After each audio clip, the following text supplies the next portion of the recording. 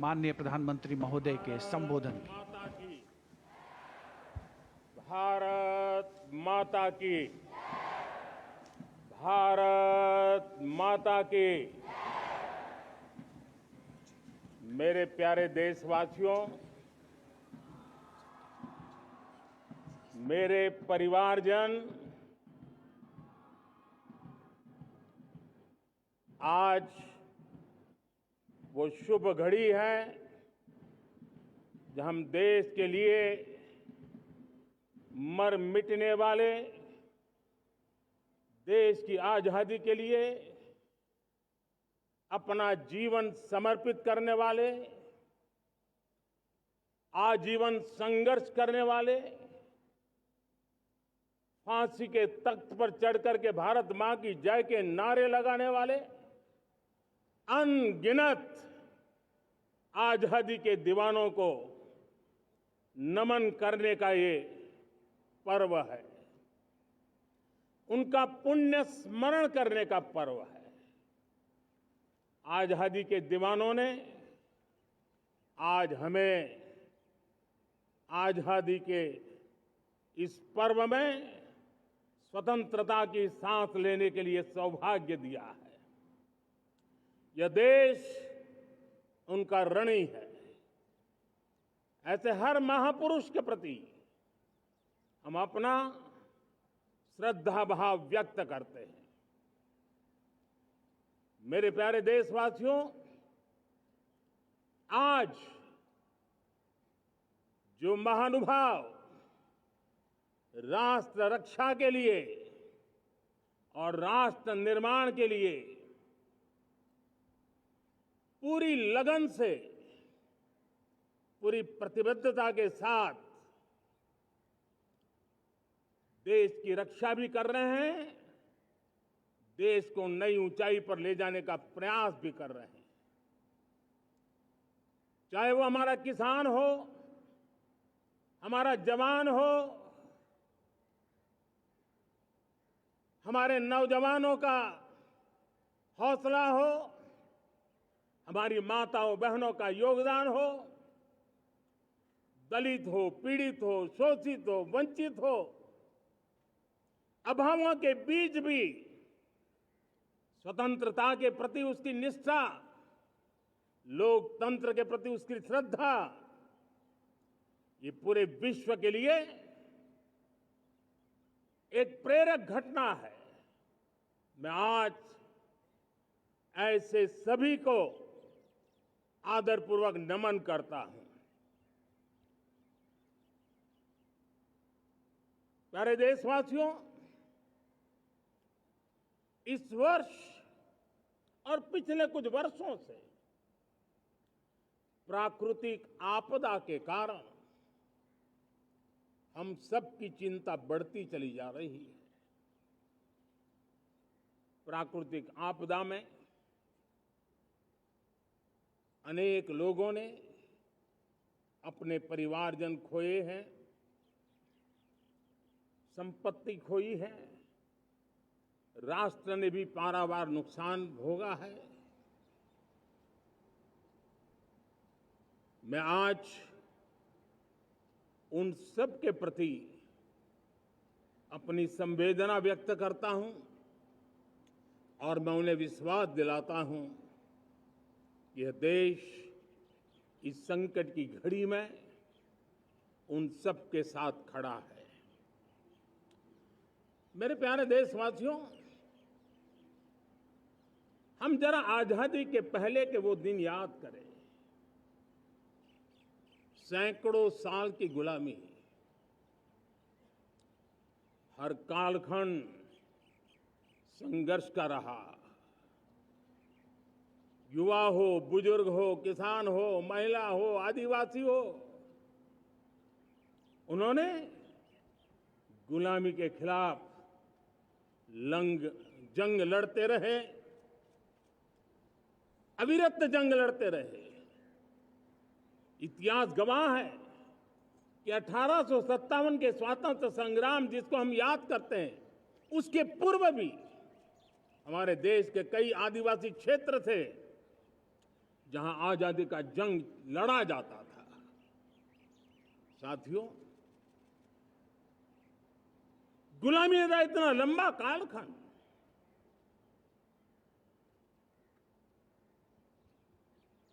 जुल्मी शासक, अपरंपार यातनाएं, सामान्य से सामान्य मानवीयों का विश्वास तोड़ने की हर तरकीब है। उसके बावजूद भी उस समय की जनसंख्या के हिसाब से करीब 40 करोड़ देशवासी आजादी के पूर्व 40 करोड़ देशवासियों ने वो जज्बा दिखाया, वो सामर्थ्य दिखाया, वो एक सपना लेकर के चले, एक संकल्प लेकर के चलते रहे, जूझते रहे। एक ही स्वर था, वंदे मातरम। एक ही सपना था, भारत की आजादी का। 40 करोड़ देशवासियों ने, और हमें गर्व है कि हमारी रगों में उन्हीं का खून है। वो हमारे पूर्वज थे। सिर्फ 40 करोड़ लोगों ने दुनिया की महासत्ता को उखाड़ करके फेंक दिया था, गुलामी की जंजीरों को तोड़ दिया था। अगर हमारे पूर्वज, जिनका खून हमारी रगों में है, आज हम तो 140 करोड़ है। अगर 40 करोड़ गुलामी की बेड़ियों को तोड़ सकते हैं, अगर 40 करोड़ आजादी के सपने को पूर्ण कर सकते हैं, आजादी लेकर के रह सकते हैं, तो 140 करोड़ देश के मेरे नागरिक, 140 करोड़ मेरे परिवारजन अगर संकल्प लेकर के चल पड़ते हैं, एक दिशा निर्धारित करके चल पड़ते हैं, कदम से कदम मिलाकर, कंधे से कंधा मिलाकर अगर चल पड़ते हैं, तो चुनौतियां कितनी भी क्यों ना हो, अभाव की मात्रा कितनी ही तीव्र क्यों ना हो, संसाधनों के लिए जूझने की नौबत हो तो भी हर चुनौती को पार करते हुए हम समृद्ध भारत बना सकते हैं। हम 2047 विकसित भारत का लक्ष्य प्राप्त कर सकते हैं। अगर 40 करोड़ देशवासी अपने पुरुषार्थ से, अपने समर्पण से, अपने त्याग से, अपने बलिदान से आजादी दे सकते हैं, आजाद भारत बना सकते हैं, तो 140 करोड़ देशवासी उसी भाव से समृद्ध भारत भी बना सकते हैं। साथियों, वो एक समय था जब लोग देश के लिए मरने के लिए प्रतिबद्ध थे और आजादी मिली थी। आज ये समय है देश के लिए जीने की प्रतिबद्धता का। अगर देश के लिए मरने की प्रतिबद्धता आजादी दिला सकती है, तो देश के लिए जीने की प्रतिबद्धता समृद्ध भारत भी बना सकती है।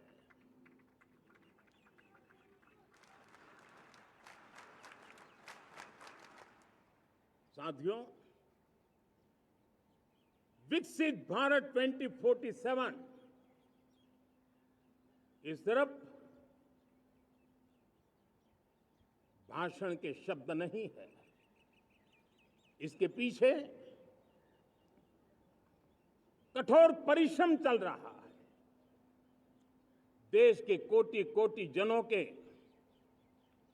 सुझाव लिए जा रहे हैं और हमने देशवासियों से सुझाव मांगे और मुझे प्रसन्नता है कि मेरे देश के करोड़ों नागरिकों ने विकसित भारत 2047 के लिए अनगिनत सुझाव दिए हैं। हर देशवासी का सपना उसमें प्रतिबिंबित हो रहा है। हर देशवासी का संकल्प उसमें झलकता है। युवा हो, बुजुर्ग हो, गांव के लोग हो, शहर के लोग हो, किसान हो, कामदार हो, दलित हो, आदिवासी हो, पहाड़ों में रहने वाले लोग हो, जंगल में रहने वाले लोग हो, शहरों में रहने वाले लोग हैं। हर किसी ने 2047 में जब देश आजादी का 100 साल मनाएगा, तब तक विकसित भारत के लिए अनमोल सुझाव दिए हैं। और मैं जब इन सुझावों को देखता था, मेरा मन प्रसन्न हो रहा था। उन्होंने क्या लिखा? कुछ लोगों ने कहा कि दुनिया का स्किल कैपिटल बनाने का सुझाव हमारे सामने रखा। 2047 विकसित भारत के लिए कुछ लोगों ने भारत को मैन्युफैक्चरिंग का ग्लोबल हब बनाने का सुझाव दिया। कुछ लोगों ने भारत की हमारी यूनिवर्सिटीज ग्लोबल बने, इसके लिए सुझाव दिया। कुछ लोगों ने यह भी कहा कि क्या आजादी के इतने सालों के बाद हमारा मीडिया ग्लोबल नहीं होना चाहिए। कुछ लोगों ने यह भी कहा कि हमारा स्किल्ड युवा विश्व की पहली पसंद बनना चाहिए। कुछ लोगों ने सुझाव दिया भारत को जल्द से जल्द जीवन के हर क्षेत्र में आत्मनिर्भर बनना चाहिए। कई लोगों ने सुझाव दिया कि हमारे किसान जो मोटा अनाज पैदा करते हैं, जिसको हम श्री अन्न कहते हैं, उस सुपर फूड को दुनिया के हर डाइनिंग टेबल पर पहुंचाना है। हमें विश्व के पोषण को भी बल देना है और भारत के छोटे किसानों को भी मजबूती देनी है। कई लोगों ने सुझाव दिया कि देश में स्थानीय स्वराज की संस्थाओं से लेकर के अनेक इकाइयां हैं, उन सब में गवर्नेंस के रिफॉर्म की बहुत जरूरत है।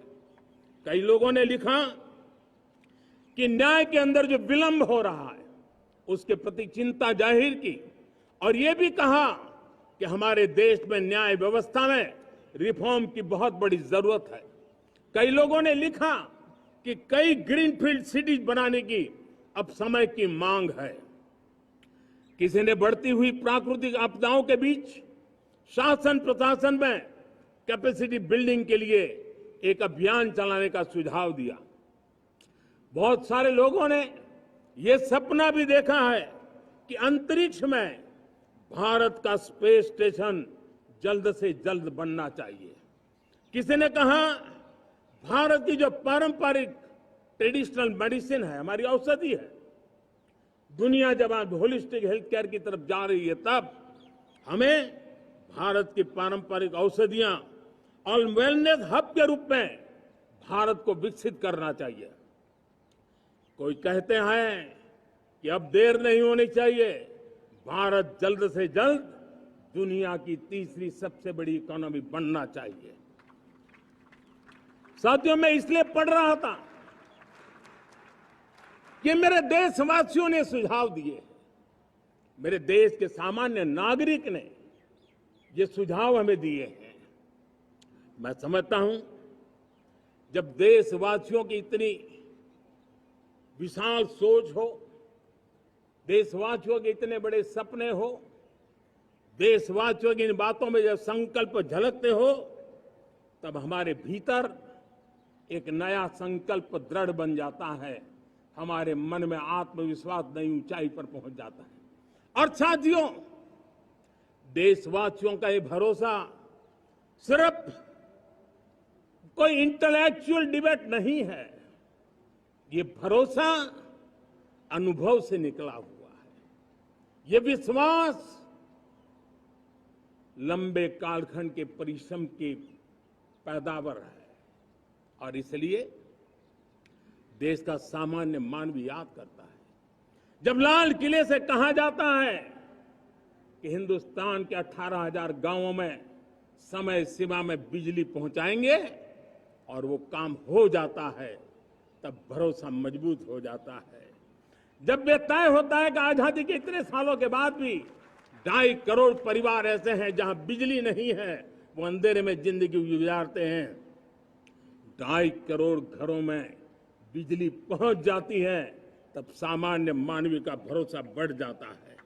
जब बारीकी से स्वच्छ भारत की बात कही जाए, तब इस देश के अग्रिम हरोड़ पंक्ति में बैठे हुए लोग हो, गांव के लोग हो, गरीब बस्ती में रहने वाले लोग हो, छोटे छोटे बच्चे हो, हर परिवार के अंदर स्वच्छता का वातावरण बन जाए, स्वच्छता की चर्चा हो, स्वच्छता के संदर्भ में एक दूसरे को रोक टोकने का निरंतर प्रयास चलता रहे। मैं समझता हूं कि ये भारत के अंदर आई हुई नई चेतना का प्रतिबिंब है।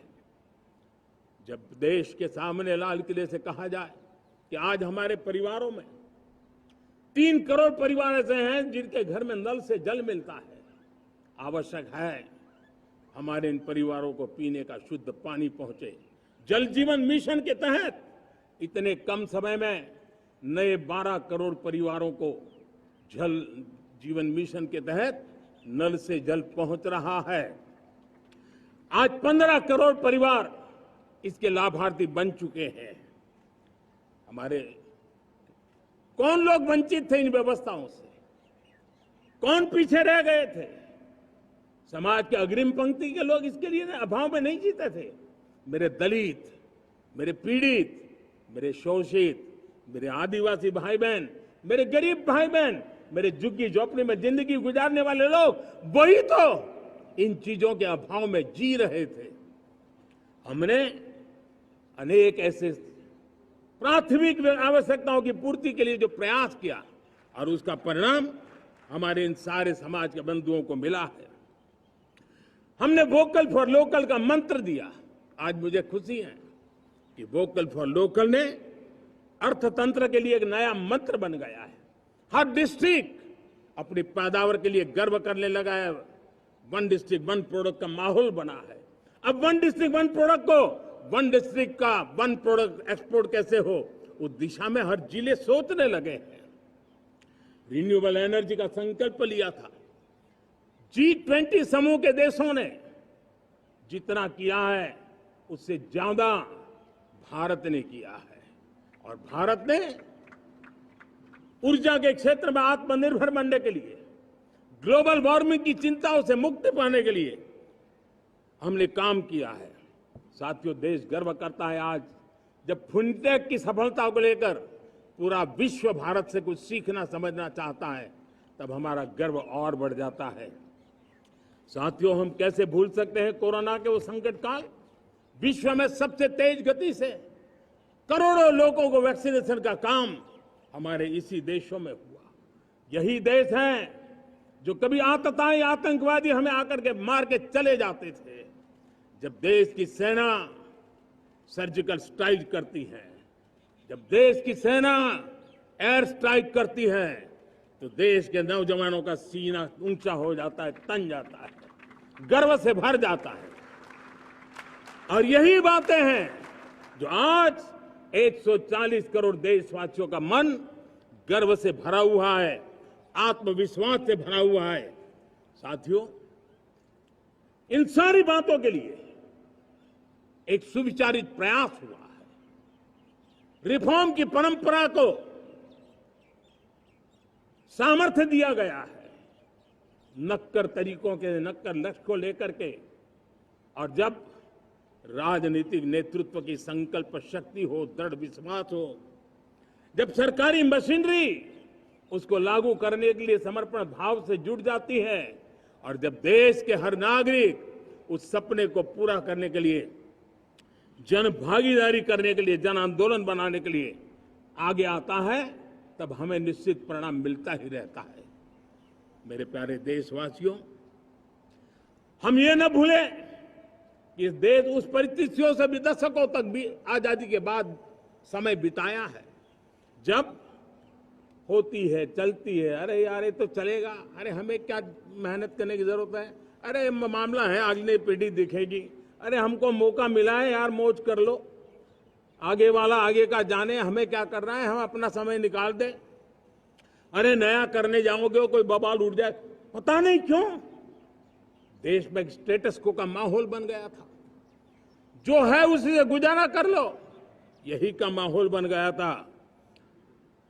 और लोग तो कहते हैं अरे भाई छोड़ो, अब कुछ होने वाला नहीं है, चलो, ऐसा ही मन बन गया था। हमें इस मानसिकता को तोड़ना था, हमें विश्वास से भरना था, और हमने उस दिशा में प्रयास किया। कई लोग तो कहते थे अरे भाई अगली पीढ़ी के लिए काम हम अभी से क्यों करें, हम तो आज का देखें। लेकिन देश का सामान्य नागरिक ये नहीं चाहता, वो बदलाव के इंतजार में था, वो बदलाव चाहता था, उसकी ललक थी, लेकिन उसके सपनों को किसी ने तवज्जो नहीं दी, उसकी आशा आकांक्षाओं को अपेक्षाओं को तवज्जो नहीं दी गई, और उसके कारण वो मुसीबतों को झेलते हुए गुजारा करता रहा, वो रिफॉर्म्स का इंतजार करता रहा। हमें जिम्मेदारी दी गई और हमने बड़े रिफॉर्म्स जमीन पर उतारे। गरीब हो, मिडिल क्लास हो, हमारे वंचित लोग हो, हमारी बढ़ती जाती शहरी आबादी हो, हमारे नौजवानों के सपने हो, संकल्प हो, आकांक्षाएं हो, उनके जीवन में बदलाव लाने के लिए रिफॉर्म का मार्ग हमने चुना। और मैं देशवासियों को विश्वास दिलाना चाहता हूं, रिफॉर्म के प्रति हमारी जो प्रतिबद्धता है वो पिंक पेपर के एडिटोरियल के लिए सीमित नहीं है। हमारे रिफॉर्म्स की ये प्रतिबद्धता है, वो 4 दिन की वाहवाही के लिए नहीं है। हमारी रिफॉर्म्स की प्रक्रिया किसी मजबूरी में नहीं है, देश को मजबूती देने के इरादे से है। और इसलिए मैं आज कह सकता हूं, रिफॉर्म का हमारा मार्ग एक प्रकार से ग्रोथ की ब्लूप्रिंट बनी हुई है। ये हमारा रिफॉर्म, ये ग्रोथ, ये बदलाव, ये सिर्फ डिबेट क्लब के लिए, इंटेलेक्चुअल सोसाइटी के लिए, एक्सपर्ट लोगों के लिए सिर्फ चर्चा का विषय नहीं है। साथियों, हमने राजनीतिक मजबूरी के कारण नहीं किया है। हम जो कुछ भी कर रहे हैं वो राजनीति का भागा गुणा करके नहीं सोचते हैं। हमारा एक ही संकल्प होता है, नेशन फर्स्ट, नेशन फर्स्ट, राष्ट्रहित सुप्रीम, ये मेरा भारत महान बने, इसी संकल्प को लेकर के हम कदम उठाते हैं। साथियों, जब रिफॉर्म की बात आती है, एक लंबा परिवेश है। अगर मैं उसकी चर्चा में चला जाऊंगा तो शायद घंटों निकल जाएंगे, लेकिन मैं एक छोटा सा उदाहरण देना चाहता हूं। बैंकिंग क्षेत्र में जो रिफॉर्म हुआ, आप सोचिए बैंकिंग क्षेत्र का क्या हाल था। न विकास होता था, न विस्तार होता था, न विश्वास बढ़ता था। इतना ही नहीं, जिस प्रकार की कारनामे चले उसके कारण हमारे बैंक संकटों से गुजर रहे थे। हमने बैंकिंग सेक्टर को मजबूत बनाने के लिए अनेक विध रिफॉर्म्स किए, और आज उसका कारण हमारी बैंक विश्व में जो इन्हीं गुनी मजबूत बैंक के हैं, उसमें भारतीय बैंकों ने अपना स्थान बनाया है। और जब बैंक मजबूत होती है ना, तब फॉर्मल इकोनॉमी की ताकत भी बढ़ती है। जब बैंक की व्यवस्था बन जाती है, जब सामान्य खास करके मध्यम वर्ग के परिवार की जो रिक्वायरमेंट होती है, उसको पूरा करने की सबसे बड़ी ताकत बैंकिंग सेक्टर में होती है। अगर उसको होम लोन चाहिए, उसको व्हीकल का लोन चाहिए, मेरे किसान को ट्रैक्टर के लिए लोन चाहिए, मेरे नौजवानों को स्टार्टअप के लिए लोन चाहिए, मेरे नौजवानों को कभी पढ़ने के लिए, एजुकेशन के लिए लोन चाहिए, किसी को विदेश जाने के लिए लोन चाहिए, ये सारी बातें उसे संभव होती है। मुझे तो खुशी है कि मेरे पशुपालक भी, मेरे मछली पालन करने वाले भाई बहन भी आज बैंकों से लाभ ले रहे हैं। मुझे खुशी है मेरे रेहड़ी पटरी वाले लाखों भाई बहन आज बैंक से साथ जुड़ करके अपनी नई ऊंचाइयों को प्राप्त कर रहे हैं और विकास की दिशा में वो भागीदार बन रहे हैं। हमारे एमएसएमई, हमारे लघु उद्योग के लिए तो बैंक एक सबसे बड़ी सहायक होती है। उसको रोजमर्रा पैसों की जरूरत होती है अपने नित्य मर्जी पर प्रगति के लिए, और उस काम को हमारी मजबूत बैंकों के कारण संभव हुआ है। साथियों, दुर्भाग्य से हमारे देश में आजादी तो मिली, लेकिन लोगों को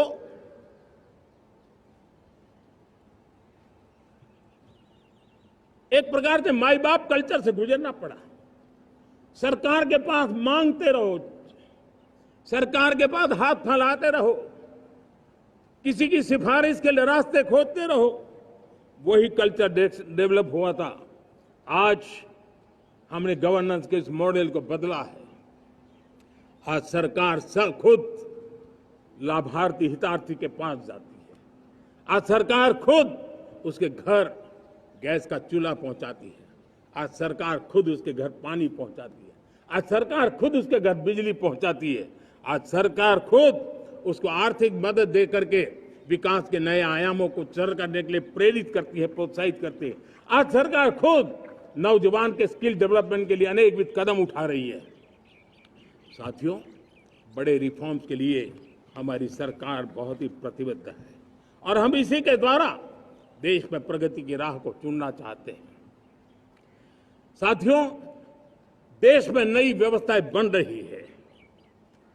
देश को आगे ले जाने के लिए अनेक वित्त नीतियों को, अनेक वित्त पॉलिसीज को निरंतर बनाया जाए और नए सिस्टम पर देश का भरोसा भी बढ़ता रहता है, निरंतर बढ़ता रहता है। आज जो 20-25 साल का नौजवान है, जो 10 साल पहले जब 12-15 साल की उम्र का नौजवान था, उसने अपनी आंखों के सामने ये बदलाव देखा है। 10 साल के भीतर भीतर उसके सपनों को आकार मिला है, धार मिली है और उसके आत्मविश्वास में एक नई चेतना जगी है और वही देश का एक नया सामर्थ्य के रूप में उभरना है। आज विश्व भर में भारत की साख बढ़ी है, भारत के प्रति देखने का नजरिया बदला है। आज विश्व में युवाओं के लिए संभावनाओं के द्वार खुले हैं। रोजगार के अनगिनत नए अवसर जो शायद आजादी के इतने सालों के बाद भी नहीं आए थे, वो आज उनके दरवाजे पर दस्तक दे रहे हैं। संभावनाएं बढ़ती गई हैं, नए मौके बन रहे हैं।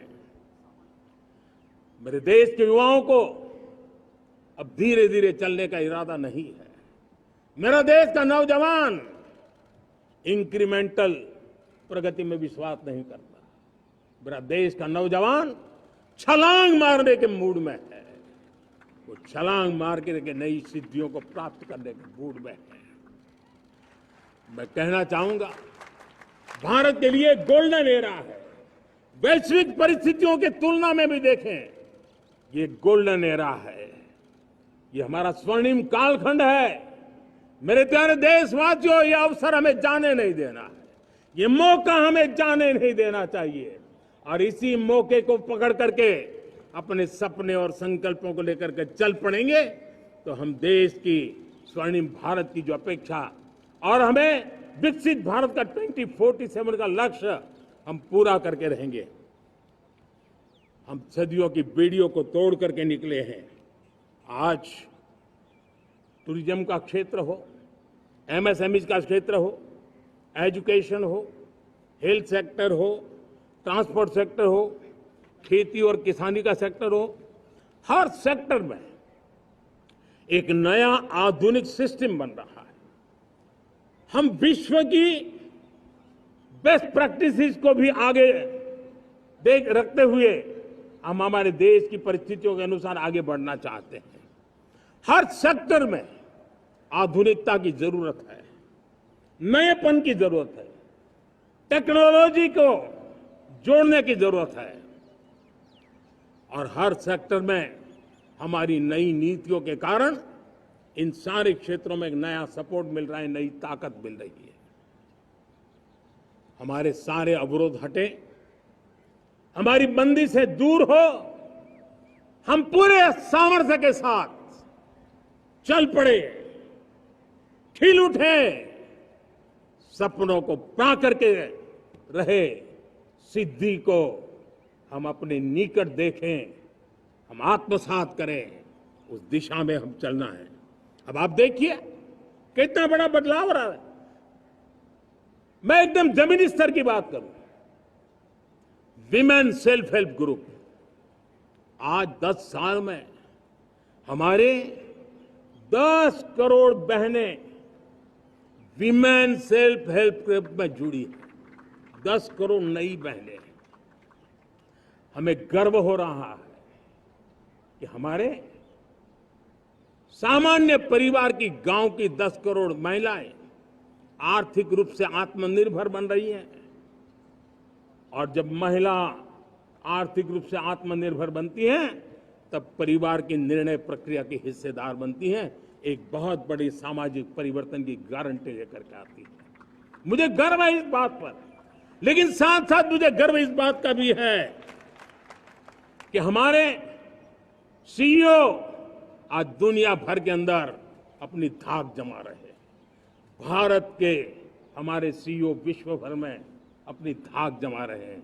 हमारे लिए खुशी की बात है कि एक तरफ मेरे सीईओ दुनिया भर में नाम कमा रहे हैं, भारत का नाम बढ़ा रहे हैं, तो दूसरी तरफ विमेन सेल्फ हेल्प ग्रुप से 1 करोड़ मेरी सामान्य परिवार की माताएं बहनें लखपति दीदी बनती है। मेरे लिए ये भी उतना ही गर्व की बात है। अब हमने सेल्फ हेल्प ग्रुप को 10 लाख रुपए से 20 लाख रुपए देने का निर्णय किया है। अब तक 9 लाख करोड़ रुपए बैंकों के माध्यम से हमारे इन विमेन सेल्फ हेल्प ग्रुप को मिले हैं, और जिसकी मदद से वो अपने अनेकविध कामों को बढ़ावा रहे हैं। मेरे साथियों, मेरे नौजवान इस तरफ ध्यान दें। स्पेस सेक्टर एक फ्यूचर है हमारे साथ जुड़ा हुआ, एक महत्वपूर्ण पहलू है। हम उस पर भी बल दे रहे हैं। हमने स्पेस सेक्टर में बहुत रिफॉर्म किए हैं। जिन बंधनों में हमने स्पेस सेक्टर को बांध के रखा था, उसे हमने खोल दिया है। आज सैकड़ों स्टार्टअप्स स्पेस के सेक्टर में आ रहे हैं। वाइब्रेंट बनता जाता हमारा स्पेस सेक्टर भारत को एक शक्तिशाली राष्ट्र बनाने का एक महत्वपूर्ण अंग है, और हम इसको दूर की सोच के साथ मजबूती दे रहे हैं। आज private satellite, private rocket launch हो रहे हैं। ये गर्व की बात है। आज मैं कह सकता हूं, जब नीति सही होती है, नियत सही होती है और पूर्ण समर्पण से राष्ट्र का कल्याण यही मंत्र होता है, तो निश्चित परिणाम हम प्राप्त करके रहते हैं। मेरे प्यारे देशवासियों, आज देश में नए अवसर बने, तब मैं कह सकता हूं 2 चीजें और हुई जिसने विकास को एक गति दी है, विकास को एक नई छलांग दी है। और ये है, पहला है आधुनिक इंफ्रास्ट्रक्चर का निर्माण। हमने इंफ्रास्ट्रक्चर को आधुनिक बनाने की दिशा में बहुत बड़े कदम उठाए हैं। और दूसरी तरफ सामान्य मानवीय के जीवन में जो बाधाएं हैं, ईज ऑफ लिविंग का हमारा जो सपना है, उस पर भी हमने उतना ही बल दिया है। पिछले 1 दशक में अभूतपूर्व इंफ्रास्ट्रक्चर का विकास हुआ है। रेल हो, रोड हो, एयरपोर्ट हो, पोर्ट हो, ब्रॉडबैंड कनेक्टिविटी हो,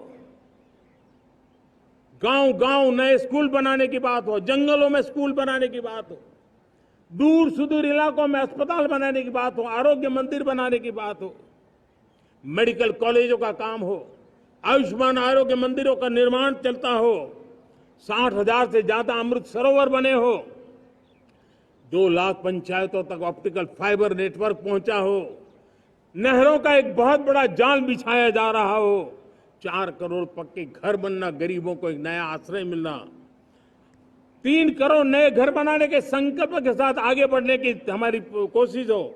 हमारा पूर्वी भारत, नॉर्थ ईस्ट, उसका इलाका आज इंफ्रास्ट्रक्चर के लिए जाने जाना लगा है। और हमने ये जो कायाकल्प किया है, उसका सबसे बड़ा लाभ समाज के उन वर्गों तक हम पहुंचे हैं जो ग्रामीण सड़कें वहां बनी है, जिनकी तरफ कोई देखता नहीं था, जिस इलाकों को नहीं देखता था, जिन गांवों को नहीं देखता था, दलित हो, पीड़ित हो, शोषित हो, वंचित हो, पिछड़े हो, आदिवासी हो, जंगल में रहने वाले हो, दूर सुदूर पहाड़ों में रहने वाले हो, सीमावर्ती स्थान पर रहने वाले हो, हमने उनकी आवश्यकता की पूर्ति की है। हमारे मछुआरे भाई बहनों की आवश्यकताओं को पूरा करना, हमारे पशुपालकों के जीवन को बदलना, एक प्रकार से सर्वांगीण विकास का प्रयास हमारी नीतियों में रहा, हमारी नीयत में रहा है, हमारे रिफॉर्म में रहा है, हमारे कार्यक्रमों में रहा है, हमारी कार्यशैली में रहा है। और उस सबसे बड़ा लाभ मेरे युवाओं को होता है।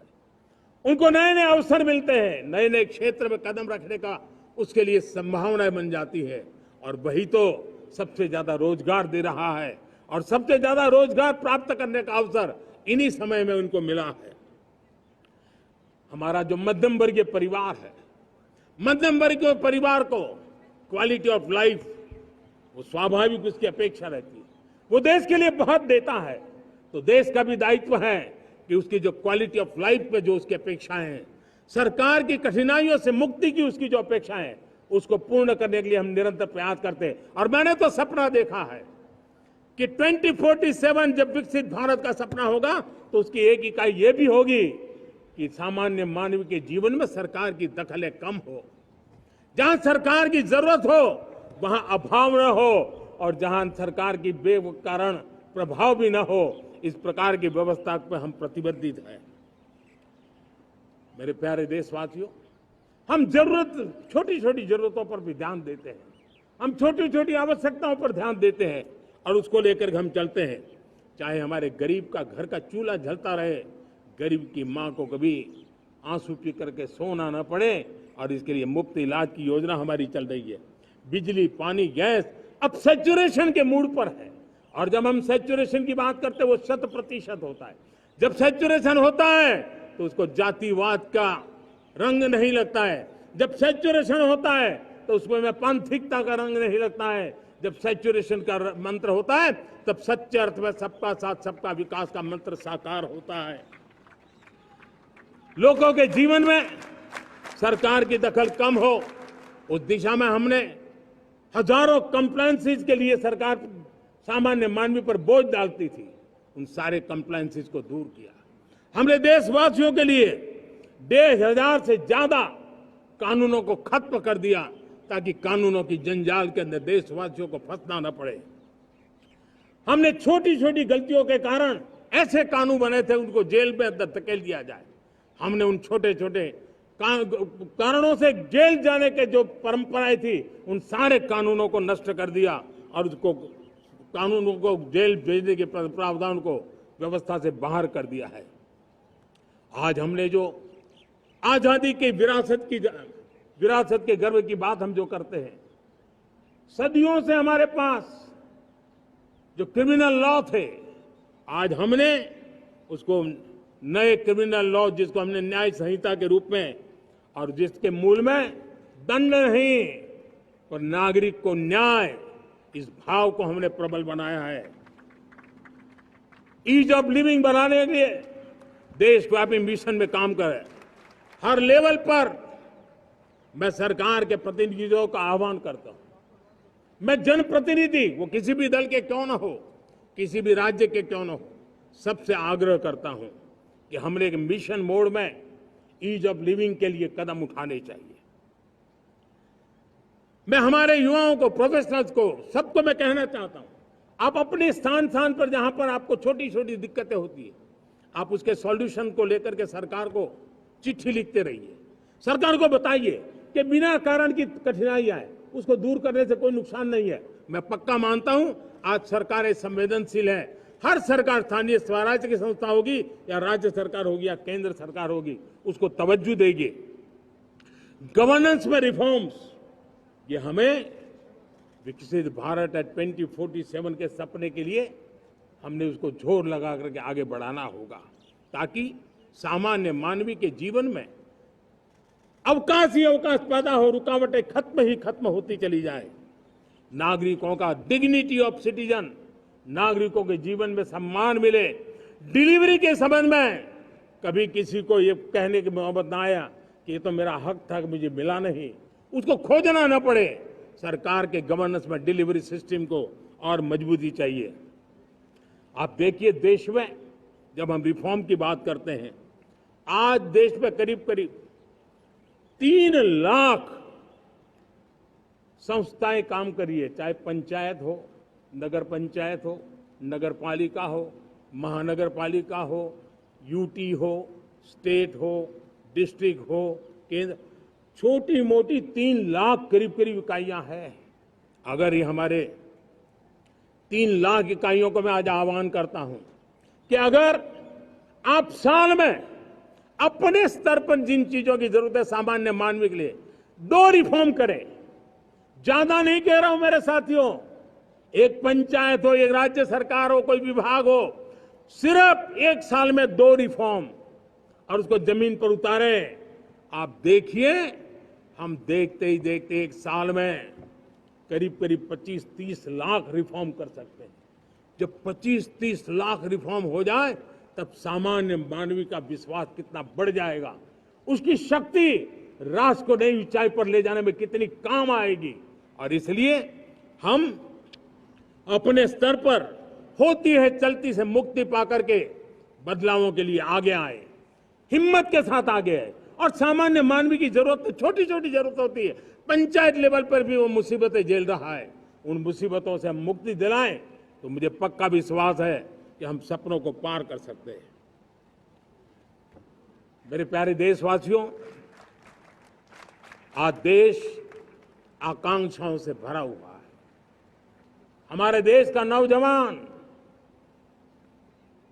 नई सिद्धियों को चूमना चाहता है, नए नए शिखरों पर वो कदम रखना चाहता है और इसलिए हमारी कोशिश है हर सेक्टर में कार्य को हम गति दें, तेज गति दें और उसके द्वारा पहले हम हर सेक्टर में नए अवसर पैदा करें।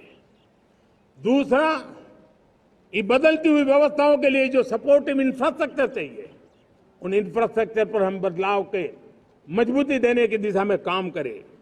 और तीसरी बात है, नागरिकों की मूलभूत सुविधाओं के विषय में हम प्राथमिकता दें, उसको बल दें। इन तीनों भारत में एक एस्पिरेशनल सोसाइटी का निर्माण किया है और उसके परिणाम स्वरूप आज समाज खुद एक विश्वास से भरा हुआ है।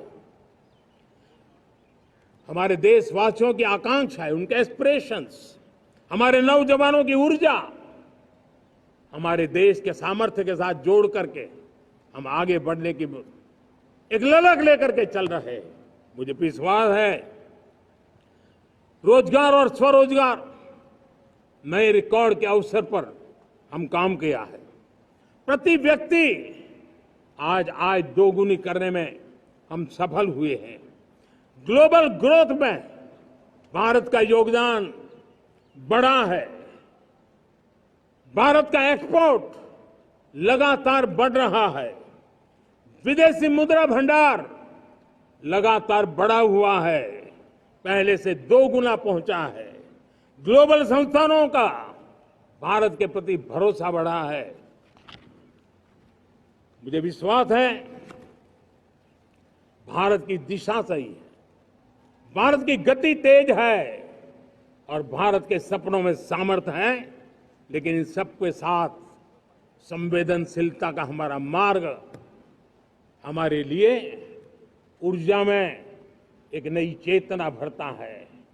मम भाव हमारे कार्य की शैली है। समभाव भी चाहिए, मम भाव भी चाहिए, उसको लेकर के हम चल रहे हैं। साथियों, मैं जब कोरोना काल को याद करता हूं, कोरोना की वैश्विक महामारी के बीच सबसे तेजी से इकोनॉमी को बेहतर बनाने वाला कोई देश है तो वो देश भारत है। तब लगता है कि हमारी दिशा सही है।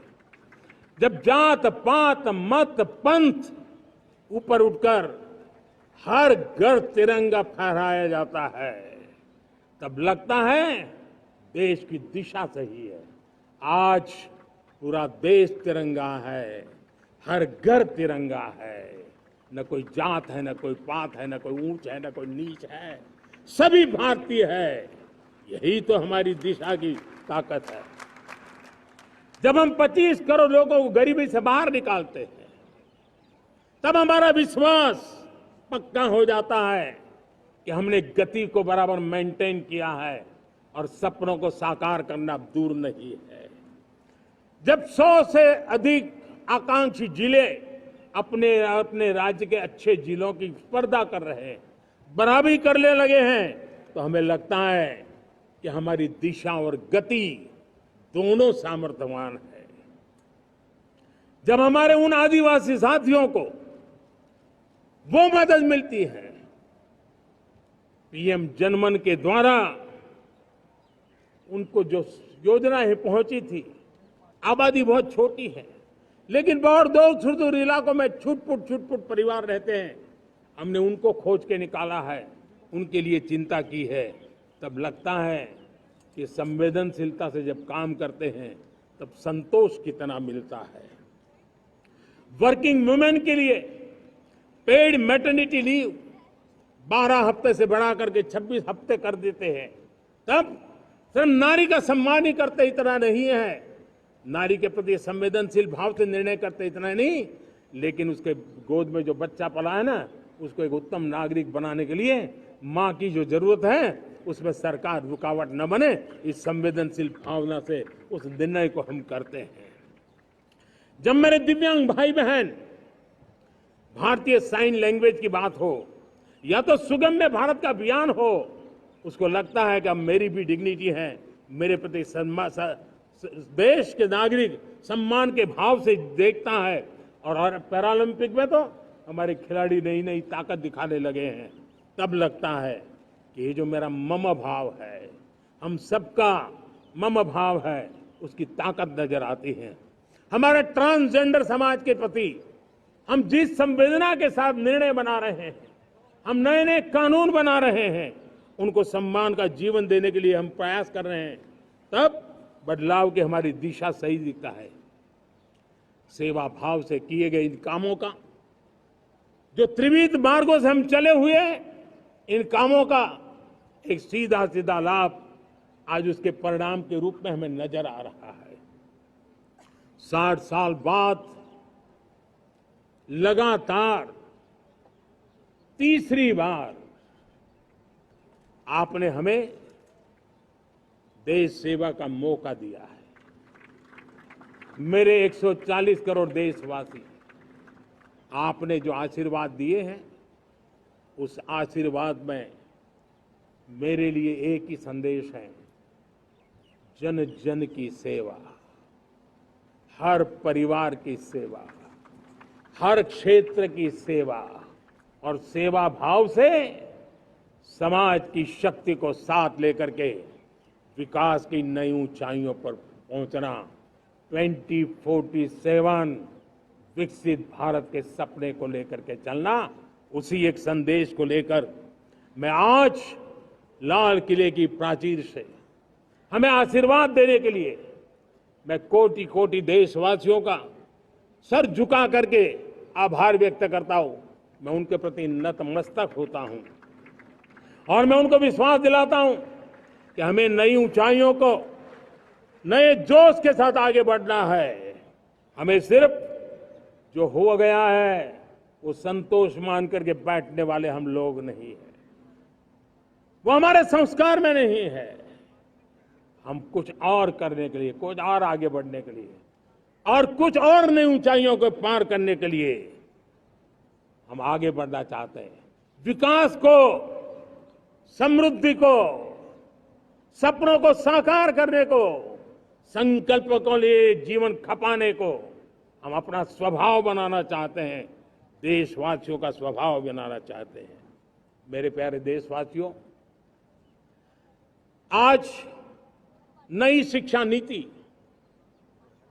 बहुतेक मात्रा में कई राज्यों ने उसको अच्छा इनिशिएटिव लिए हैं और उसके कारण आज एक 21वीं सदी के अनुरूप हमारी शिक्षा व्यवस्था को जो हम बल देना चाहते हैं और विकसित भारत के सपने के लिए जिस प्रकार से मानव समूह तैयार करना चाहते हैं, नई शिक्षा नीति बहुत बड़ी भूमिका अदा। मैं नहीं चाहता हूं कि मेरे देश के नौजवानों को अब विदेशों में पढ़ने के लिए मजबूर होना पड़े, मध्यम वर्गीय परिवार के लाखों करोड़ों रुपया बच्चों को विदेश पढ़ने के लिए भेजने में खर्च हो जाए। हम यहाँ ऐसी शिक्षा व्यवस्था का विकसित करना चाहते हैं कि मेरे देश के नौजवानों को विदेश जाना न पड़े, मेरे मध्यम वर्गीय परिवारों को लाखों करोड़ रुपया खर्च करना न पड़े। इतना ही नहीं, ऐसे संस्थान निर्माण हो ताकि विदेशों से लोग भारत के अंदर उनका मुंह मोड़े। अभी अभी हमने बिहार का हमारा गौरवप्रद इतिहास रहा है, नालंदा यूनिवर्सिटी का पुनर्निर्माण किया है। फिर से एक बार नालंदा यूनिवर्सिटी काम करना शुरू कर दिया है। लेकिन हमें शिक्षा के क्षेत्र में फिर से एक बार सदियों पुराने उस नालंदा स्पिरिट को जगाना होगा, उस नालंदा स्पिरिट को जीना होगा, उस नालंदा स्पिरिट को लेकर के बड़े विश्वास के साथ विश्व की ज्ञान की परंपराओं को नई चेतना देने का काम हमें करना होगा। मुझे पक्का विश्वास है कि नई शिक्षा नीति ने मातृभाषा पर बल दिया है। मैं राज्य सरकारों से कहूंगा, मैं देश की सभी संस्थानों से कहूंगा कि भाषा के कारण हमारे देश की टैलेंट को रुकावट नहीं आनी चाहिए, भाषा अवरुद्ध नहीं होनी चाहिए। मातृभाषा का सामर्थ्य हमारे देश के छोटे छोटे गरीब से गरीब मां के बेटे को भी सपने पूरा करने का ताकत देता है। और इसलिए हमने हमारी मातृभाषा में पढ़ाई, जीवन में मातृभाषा का स्थान, परिवार में मातृभाषा का स्थान, उसकी ओर हमें बल देना होगा। मेरे प्यारे देशवासियों, जिस प्रकार से आज विश्व का बदलाव नजर आ रहा है और तब जाकर के स्किल का महत्व बहुत बढ़ गया है और हम स्किल को और नई एक ताकत देना चाहते हैं। हम इंडस्ट्री 4.0 को ध्यान में रख करके हम स्किल डेवलपमेंट चाहते हैं। हम जीवन के हर क्षेत्र में, हम एग्रीकल्चर सेक्टर में भी कैपेसिटी बिल्डिंग करके देने के लिए स्किल डेवलपमेंट चाहते हैं। हम तो हमारा सफाई का क्षेत्र हो, उसमें भी एक नए स्किल डेवलपमेंट की ओर बल देना चाहते हैं। और हम स्किल इंडिया प्रोग्राम को बहुत व्यापक रूप से इस बार लेकर के आए हैं। बजट में भी इसका बहुत बड़ा, इस बजट में इंटर्नशिप को भी हमने बल दिया है ताकि हमारे नौजवानों को एक एक्सपीरियंस मिले, उनकी कैपेसिटी बिल्डिंग हो और बाजार में उनका ताकत दिखाई दे। उस प्रकार से मैं स्किल युवाओं को तैयार करना चाहता हूं। और इसलिए कई बार, और दोस्तों, आज विश्व की परिस्थिति को देखते हुए मैं साफ साफ देख रहा हूं कि भारत का स्किल्ड मैन पावर जो है, हमारा स्किलफुल जो नौजवान है, वो ग्लोबल जॉब मार्केट में अपनी दमक बनाए। हम उस सपने को लेकर के आगे चल रहे हैं। साथियों, विश्व जिस तेजी से बदल रहा है, जीवन के हर क्षेत्र में साइंस और टेक्नोलॉजी का महत्व बढ़ता चला जाने वाला है। हमें साइंस को बहुत बढ़ देने की आवश्यकता है। और मैंने देखा चंद्रयान की सफलता के बाद हमारे स्कूल कॉलेज के अंदर साइंस और टेक्नोलॉजी के प्रति एक नई रुचि का वातावरण बना है, नई दिलचस्पी बढ़ी है। तब हमारे शिक्षा संस्थानों ने ये जो मनोभाव बना है उसको नर्चर करने के लिए आगे आना होगा। भारत सरकार ने भी रिसर्च के लिए सपोर्ट बढ़ा दिया है। हमने ज्यादा से ज्यादा चेस स्थापित किए हैं। हमने नेशनल रिसर्च फाउंडेशन बना करके हमने उसको एक कानूनी परिवेश में ला करके स्थायी रूप से एक व्यवस्था विकसित की है ताकि रिसर्च को लेकर के निरंतर बल मिले और ये रिसर्च फाउंडेशन उस काम को करे। मेरे बड़े गर्व की बात है कि बजट में हमने 1 लाख करोड़ रुपया रिसर्च और इनोवेशन के लिए हमने देने का निर्णय किया है ताकि हमारे देश के नौजवान के पास जो आइडियाज है उस आइडियाज को हम जमीन पर उतार पाए। साथियों, आज भी हमारे देश में मेडिकल एजुकेशन के लिए हमारे बच्चे बाहर जा रहे हैं। वैसा कहा मैंने, बड़े वो ज्यादातर मध्यम वर्गीय परिवार के हैं, उनके लाखों करोड़ों रुपए खर्च हो जाते हैं। और तब जाकर के हमने पिछले 10 साल में मेडिकल सीटों को करीब करीब 1 लाख कर दिया। आज मैं करीब करीब 25,000 युवा हर साल विदेश में मेडिकल एजुकेशन के लिए जाते हैं। और ऐसे ऐसे देश में जाना पड़ रहा है, कभी कभी तो मैं सुनता हूं तो हैरान हो जाता हूं। और इसलिए हमने तय किया है कि अगले 5 साल में मेडिकल लाइन में 75,000 नई सीटें बनाई जाएगी। मेरे प्यारे देशवासियों, विकसित भारत 2047 वो स्वस्थ भारत भी होना चाहिए। और जब स्वस्थ भारत हो तो आज जो बच्चे हैं उनके पोषण पर आज से ही ध्यान देने की जरूरत है। और इसलिए हमने विकसित भारत की जो पहली पीढ़ी है उनकी तरफ विशेष ध्यान दे करके हमने पोषण का एक अभियान चला है। हमने राष्ट्रीय पोषण मिशन शुरू किया है। पोषण को हमने प्राथमिकता दी है। मेरे प्यारे देशवासियों, हमारी कृषि व्यवस्था को ट्रांसफॉर्म करना बहुत जरूरी है, समय की मांग है।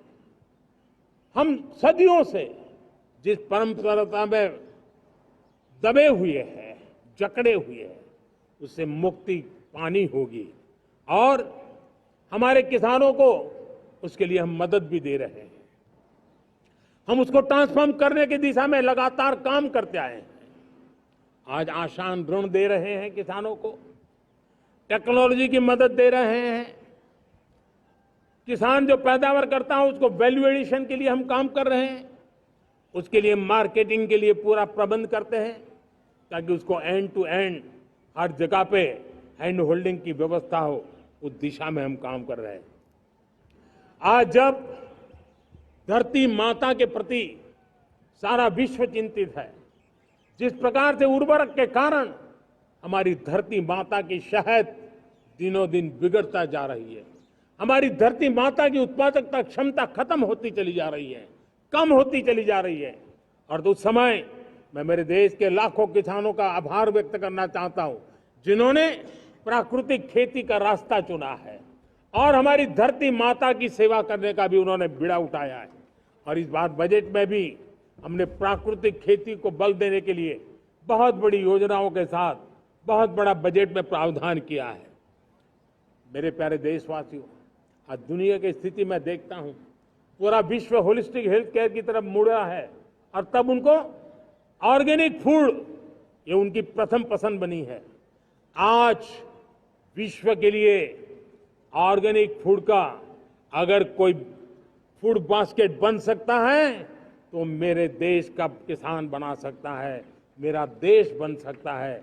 और इसलिए हम आने वाले दिनों में उस सपने को लेकर के आगे चलना चाहते हैं ताकि ऑर्गेनिक फूड की जो विश्व की मांग है, उस ऑर्गेनिक फूड का बास्केट हमारा देश कैसे बने, किसानों का जीवन आसान बने, गांव में टॉप क्लास इंटरनेट कनेक्टिविटी मिले, किसानों को स्वास्थ्य सुविधाएं मिले, किसान के बच्चों को पढ़ने के लिए स्मार्ट स्कूल अवेलेबल हो, किसान के बच्चों को रोजगार उपलब्ध हो। छोटी छोटे खेती के टुकड़ों पर पूरा परिवार आज जीना बड़ा मुश्किल हो रहा है, तब उनके नौजवानों के लिए वो स्किल मिले ताकि उनके नए रोजगार मिले, नए आय के साधन बने। इसका एक कॉम्प्रिहेंसिव प्रयास हम कर रहे हैं। बीते वर्षों में वुमेन लेड डेवलपमेंट मॉडल पर हमने काम किया है। इनोवेशन हो, एम्प्लॉयमेंट हो, एंटरप्रेन्योरशिप हो, हर सेक्टर में महिलाओं के कदम बढ़ते जा रहे हैं। महिलाएं सिर्फ भागीदारी बढ़ा रही है ऐसा नहीं, महिलाएं नेतृत्व दे रही है। आज अनेक क्षेत्रों में, आज हमारे रक्षा क्षेत्र में देखिए, हमारा एयरफोर्स हो, हमारी आर्मी हो, हमारी नेवी हो, हमारा स्पेस सेक्टर हो, आज हमारी महिलाओं का हम दमखम देख रहे हैं देश के लिए। लेकिन दूसरी तरफ कुछ चिंता की बातें भी आती हैं। और मैं आज लाल किले से फिर बार एक अपनी पीड़ा व्यक्त करना चाहता हूं। एक समाज के नाते हमें गंभीरता से सोचना होगा कि हमारी माताओं, बहनों, बेटियों के प्रति जो अत्याचार हो रहे हैं, उसके प्रति देश का आक्रोश है, जन सामान्य का आक्रोश है। इस आक्रोश को मैं महसूस कर रहा हूं।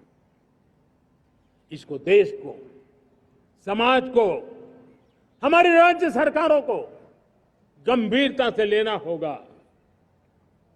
महिलाओं के विरुद्ध अपराधों की जल्द से जल्द जांच हो,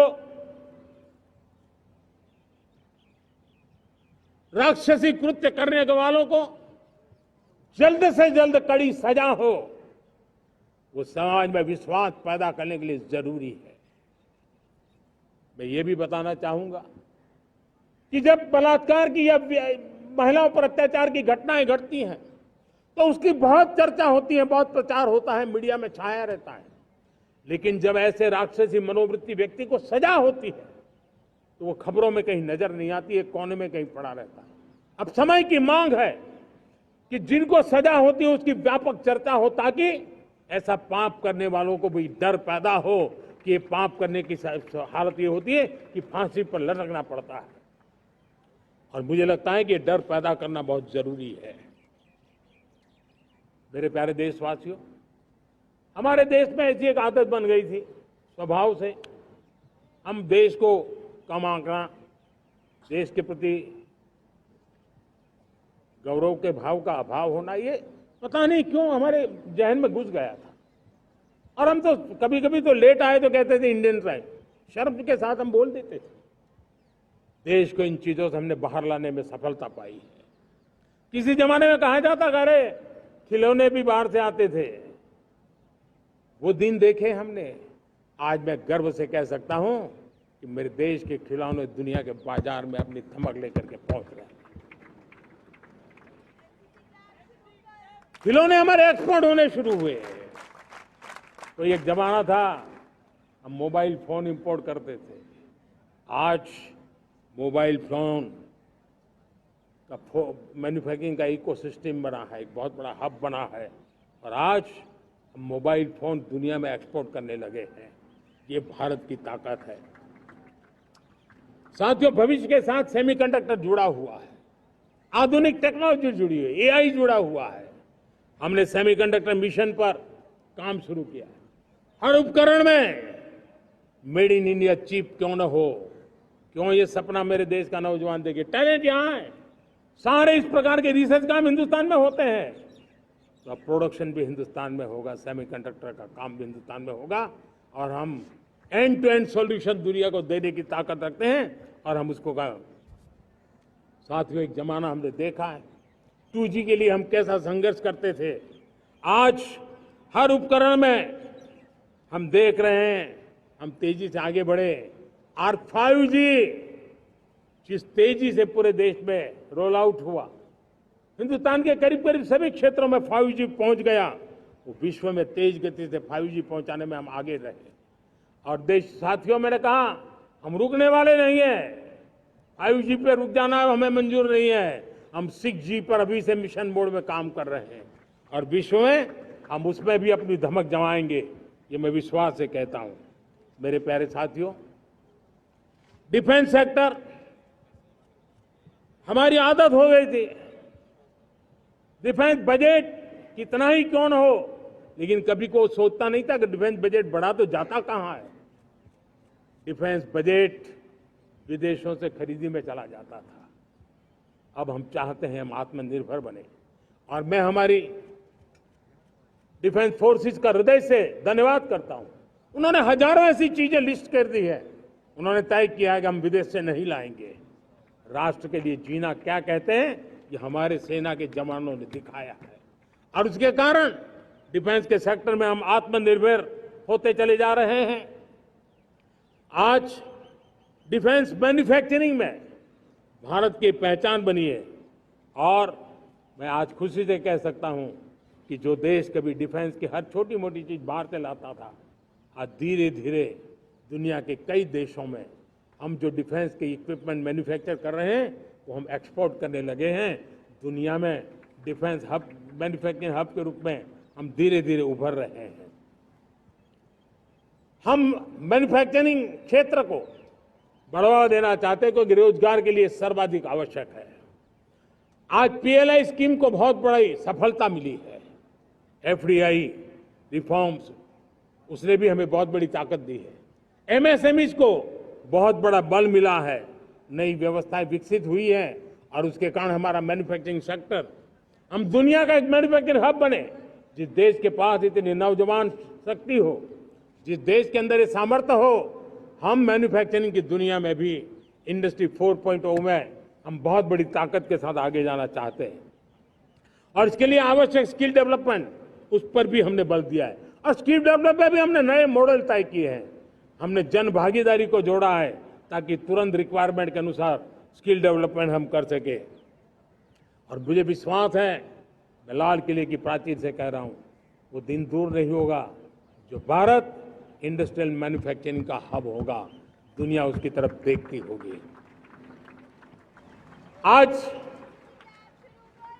विश्व की बहुत बड़ी कंपनियां भारत में निवेश करना चाहती हैं। ये चुनाव के बाद मैंने देखा, मेरे तीसरे कार्यकाल में जितने लोग मुझसे मिलने के लिए मांग कर रहे हैं वो ज्यादातर निवेशक लोग हैं, विश्व भर के निवेशक हैं। वो आना चाहते हैं, भारत में निवेश करना चाहते हैं। ये एक बहुत बड़ा गोल्डन अपॉर्चुनिटी है। मैं राज्य सरकारों से आग्रह करता हूं कि आप निवेशकों को आकर्षित करने के लिए स्पष्ट नीति निर्धारित कीजिए, गुड गवर्नेंस का आश्वासन दीजिए, लॉ एंड ऑर्डर सिचुएशन के लिए उनको भरोसा दीजिए। हर राज्य एक तंदुरुस्त स्पर्धा में आगे आए। राज्य राज्य के बीच निवेशकों को खींचने के लिए स्पर्धा होनी चाहिए निवेशकों के लिए, ताकि उनके राज्य में निवेशक आएंगे, उनके राज्य के नौजवानों को स्थानीय रूप से अवसर मिलेगा, रोजगार का अवसर मिलेगा। नीतियों में परिवर्तन लाना चाहिए तो ग्लोबल रिक्वायरमेंट के अनुसार नीतियों को राज्यों ने परिवर्तित करना चाहिए। लैंड की आवश्यकता है तो राज्यों ने लैंड बैंक बनानी चाहिए। गुड गवर्नेंस सिंगल पॉइंट पर काम करने के लिए राज्य जितने प्रोएक्टिव होंगे, जितने ज्यादा प्रयास करेंगे, जो निवेशक आ रहे हैं वो कभी भी वापस नहीं जाएंगे। सिर्फ भारत सरकार से काम ये होता नहीं है, राज्य सरकारों की बहुत बड़ी आवश्यकता होती है, क्योंकि जो भी प्रोजेक्ट लगने वाला है उस राज्य में लगने वाला है, उसको हर राज्य के साथ रोजमर्रा का काम पड़ता है। और इसलिए मैं राज्यों से आग्रह करूंगा कि जब विश्व पूरा भारत की तरफ आकर्षित हो रहा है, विश्व पूरा भारत में निवेश करने के लिए प्रतिबद्ध हो रहा है, तब ये हमारा दायित्व बनता है कि हमारी पुरानी आदतें छोड़ करके स्पष्ट नीति के साथ हम आगे आए। देखिए, आपको परिणाम अपने राज्य में दिखाई देगा और आपका राज्य भी चमक उठेगा, ये मैं आपको विश्वास देता हूं। साथियों, भारत अपनी बेस्ट क्वालिटी के लिए पहचानी जाए, ये बहुत जरूरी है। अब विश्व के लिए हमें डिजाइन ऑफ इंडिया का क्षेत्र, डिजाइन इन इंडिया, इस पर हमने बल देना है। हमें कोशिश करनी है अब इंडियन स्टैंडर्ड इंटरनेशनल स्टैंडर्ड बनने चाहिए। इंडियन स्टैंडर्ड इंटरनेशनल स्टैंडर्ड बनेंगे तब हमारी हर चीज को सहजता से मोहर लग जाएगी और ये हमारे प्रोडक्शन की क्वालिटी पर निर्भर करेगा, हमारी सेवा की क्वालिटी पर निर्भर करेगा, हमारे अप्रोच की क्वालिटी पर निर्भर करेगा। और इसलिए हमें क्वालिटी पर बल देकर के आगे बढ़ना है। हमारे पास टैलेंट है, डिजाइन के क्षेत्र में हम दुनिया को बहुत कुछ नया दे सकते हैं। डिजाइन इन इंडिया, इस आह्वान को लेकर के हमें अब आगे चलना है। Design in India and design for the world, इस सपने को लेकर के चलना है। मैं देख रहा हूं गेमिंग की दुनिया का बहुत बड़ा मार्केट खड़ा हुआ है, लेकिन आज भी गेमिंग की दुनिया पर प्रभाव, खास करके उन खेलों को बनाने वाले लोग, प्रोडक्ट करने वाले लोग, विदेशी कमाई होती। भारत के पास बहुत बड़ी विरासत है, हम गेमिंग की दुनिया में बहुत नई टैलेंट को लेकर के आ सकते हैं। विश्व के हर बच्चे को हमारे देश के बनी हुई गेमिंग की ओर आकर्षित कर सकते हैं। मैं चाहता हूं कि भारत के बच्चे भारत के नौजवान, भारत के आईटी प्रोफेशनल्स, भारत के एआई के प्रोफेशनल्स, वे गेमिंग की दुनिया को लीड करें। खेलने में नहीं, गेमिंग की दुनिया में हमारे प्रोडक्ट पूरे विश्व में पहुंचने चाहिए और पूरी दुनिया में हमारे एनिमेटर्स काम कर सकते हैं। एनिमेशन की दुनिया में हम अपनी दाग जमा सकते हैं। हम उस दिशा में काम करें। मेरे प्यारे देशवासियों, आज विश्व के अंदर ग्लोबल वार्मिंग, क्लाइमेट चेंज हर क्षेत्र में चिंता और चर्चा का विषय रहता है। भारत ने उस दिशा में काफी कदम उठाए हैं।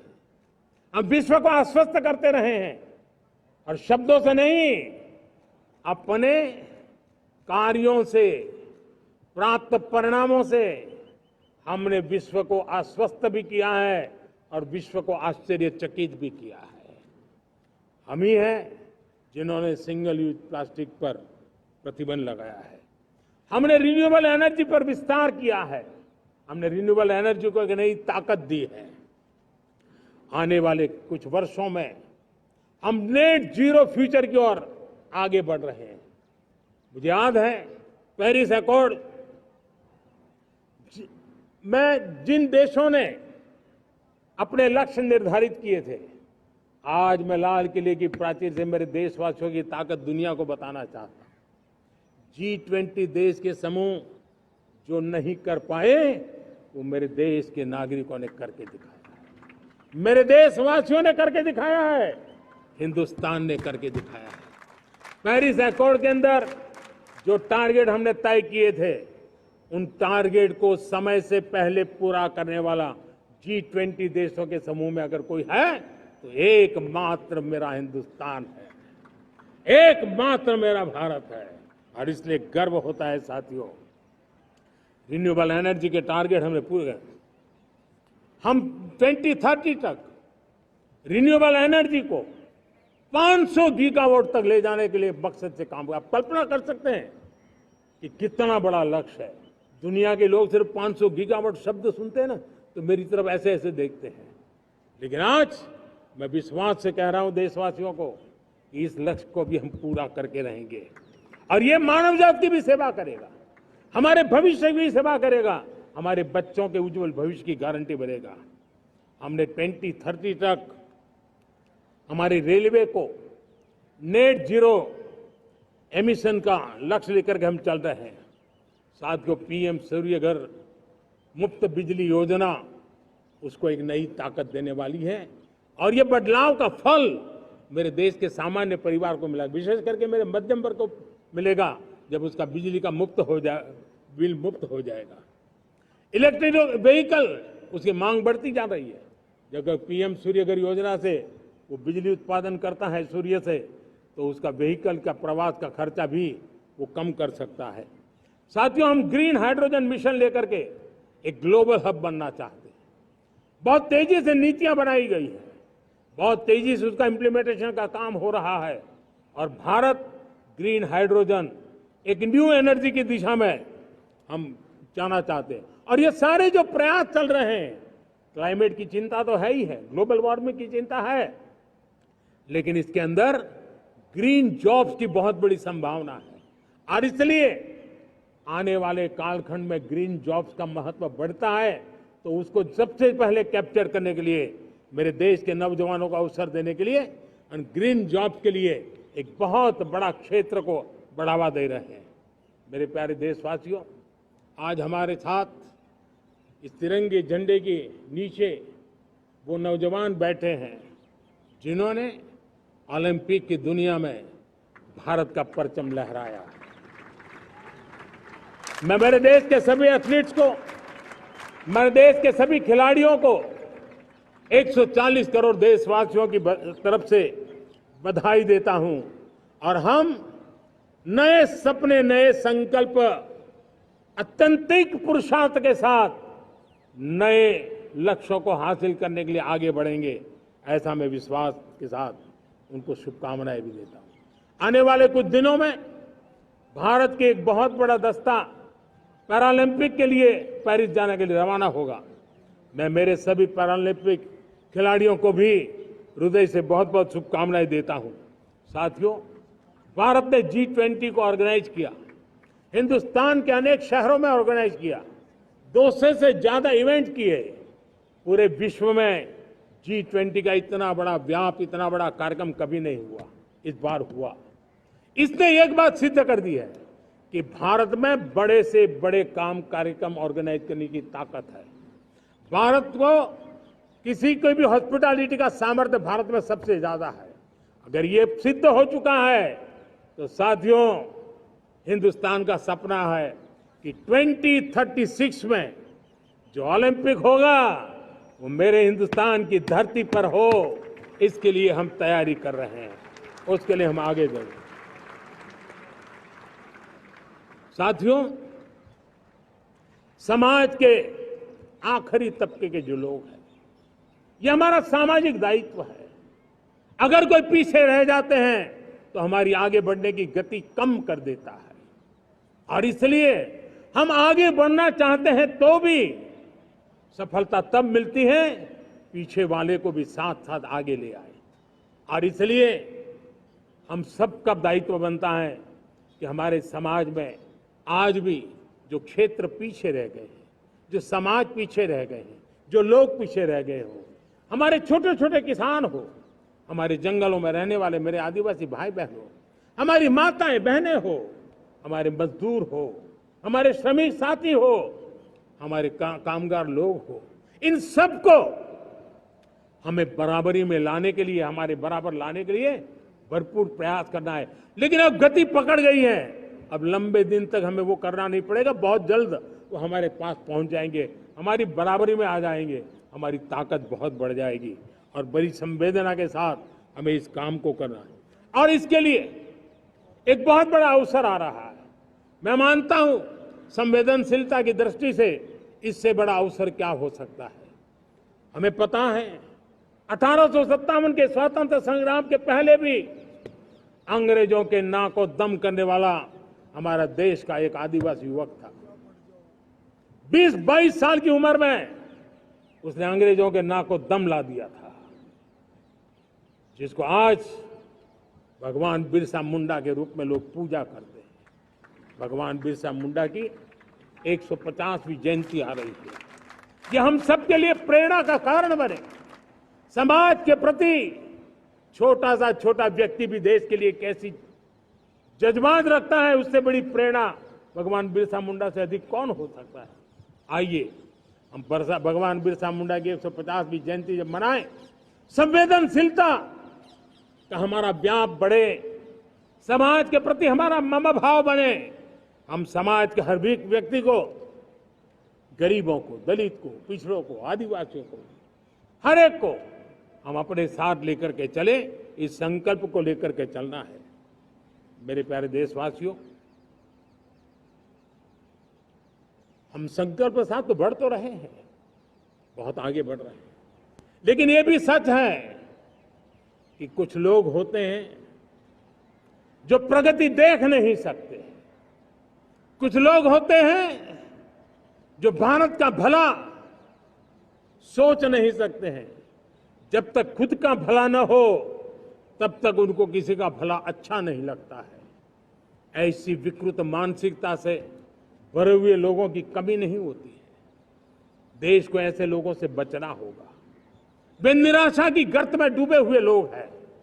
ऐसे मुट्ठी भर निराशा की गर्त में डूबे हुए लोग,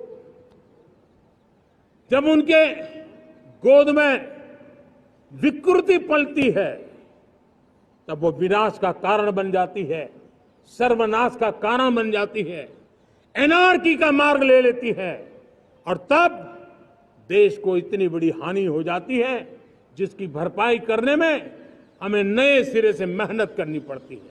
इसलिए ऐसे जो छुटपुट निराशावादी तत्व होते हैं, वो सिर्फ निराशा इतना नहीं है, उनकी गोद में विकृति पल रही है।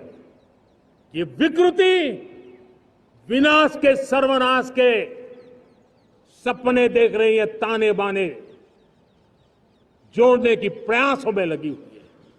देश को इसे समझना होगा। लेकिन मैं देशवासियों को कहना चाहता हूं कि हम हमारी नेक नीयत से, हमारी ईमानदारी से, राष्ट्र के प्रति हमारे समर्पण से हम सारी परिस्थितियों के बावजूद भी विपरीत मार्ग पर जाने वालों के लिए भी उनके भी दिल जीत करके हम देश को आगे बढ़ने के हमारे संकल्प में कभी भी पीछे नहीं हटेंगे, ये मैं विश्वास दिला चाहता हूं। साथियों, चुनौतियां हैं, अनगिनत चुनौतियां हैं। चुनौतियां भीतर भी है, चुनौतियां बाहर भी है। और जैसे जैसे हम ताकतवर बनेंगे, जैसे जैसे हमारा तवज्जो बढ़ेगा, तो चुनौतियां भी बढ़ने वाली है, बाहर की चुनौतियां और बढ़ने वाली है। और मुझे उसका भली भांति अंदाज है। लेकिन मैं ऐसी शक्तियों को कहना चाहता हूं, भारत का विकास किसी के लिए संकट लेकर के नहीं आता। हम विश्व में समृद्ध थे, तब भी हमने कभी दुनिया को युद्ध में नहीं झोंका है। हम बुद्ध का देश है, युद्ध हमारी राह नहीं है। और इसलिए विश्व चिंतित न हो भारत के आगे बढ़ने से। मैं विश्व समुदाय को विश्वास दिलाता हूं कि आप भारत के संस्कारों को समझिए, भारत के हजारों साल के इतिहास को समझिए। आप हमें संकट मत मानिए, आप उन तरकीबों से न जुड़िए जिसके कारण पूरी मानव जात का कल्याण करने का सामर्थ्य जिस भूमि में है, उस भूमि को ज्यादा मेहनत करनी पड़े। लेकिन फिर भी मैं देशवासियों को कहना चाहता हूं, चुनौतियां कितनी ही क्यों न हो, चुनौती को चुनौती देना ये हिंदुस्तान की फितरत में है। न हम डिगेंगे, न हम थकेंगे, न हम रुकेंगे, न हम झुकेंगे। हम संकल्पों की पूर्ति के लिए 140 करोड़ देशवासियों का भाग्य बदलने के लिए, भाग्य सुनिश्चित करने के लिए, राष्ट्र के सपनों को साकार करने के लिए हम कोई कोर कसर नहीं छोड़ेंगे। हर बदनीयत वालों को हम हमारी नेक नीयत से जीतेंगे, ये मैं विश्वास देता हूं। मेरे प्यारे देशवासियों, समाज की मनोरचना में भी बदलाव कभी कभी बहुत बड़ी चुनौती का कारण बन जाता है। हमारा हर देशवासी भ्रष्टाचार की दिमक से परेशान रहा है। हर स्तर के भ्रष्टाचार ने सामान्य मानवीय का व्यवस्थाओं के प्रति विश्वास तोड़ दिया है। उसको अपनी योग्यता, क्षमता का प्रति अन्याय की जो गुस्सा होता है, वो राष्ट्र की प्रगति में नुकसान करता है। और इसलिए हमने व्यापक रूप से भ्रष्टाचार के खिलाफ एक जंग छेड़ा है। मैं जानता हूं इसकी कीमत मुझे चुकानी पड़ती है, मेरी प्रतिष्ठा को चुकानी पड़ती है, लेकिन राष्ट्र से बड़ी मेरी प्रतिष्ठा नहीं हो सकती है, राष्ट्र के सपनों से बड़ा मेरा सपना नहीं हो सकता। और इसलिए ईमानदारी के साथ भ्रष्टाचार के खिलाफ मेरी लड़ाई जारी रहेगी, तीव्र गति से जारी रहेगी और भ्रष्टाचारियों पर कार्रवाई जरूर होगी। मैं भ्रष्टाचारियों के लिए भय का वातावरण पैदा करना चाहता हूं, ताकि देश के सामान्य नागरिक को लूटने की जो परंपरा बनी है, उस परंपरा को मुझे रोकना है। लेकिन सबसे बड़ी नई चुनौती आई, भ्रष्टाचारियों से निपटना तो है ही, लेकिन समाज जीवन में उच्च स्तर पर एक जो परिवर्तन आया है, वो सबसे बड़ी चुनौती भी है और एक समाज के लिए सबसे बड़ी चिंता भी है। क्या कोई कल्पना कर सकता है कि मेरे ही देश में इतना महान संविधान हमारे पास होने के बावजूद भी कुछ ऐसे लोग निकल रहे हैं जो भ्रष्टाचार का महिमा मंडन कर रहे हैं, खुलेआम भ्रष्टाचार का जय जयकार कर रहे हैं। समाज में इस प्रकार के बीज बोने का जो प्रयास हो रहा है, भ्रष्टाचार का जो महिमा मंडन हो रहा है, भ्रष्टाचारियों की स्वीकार्यता बढ़ाने का जो निरंतर प्रयास चल रहा है, वो स्वस्थ समाज के लिए बहुत बड़ी चुनौती बन गया है, बहुत बड़ी चिंता का विषय बन गया है। भ्रष्टाचारियों के प्रति समाज में दूरी बनाए रखने से ही किसी भी भ्रष्टाचारी को उस रास्ते पर जाने से डर लगेगा। अगर उसका महिमा मंडन होगा तो जो आज भ्रष्टाचार नहीं करता है उसको भी लगता है कि ये तो समाज में प्रतिष्ठा का रंग बन जाता है, उस रास्ते में जाने में बुरा नहीं है।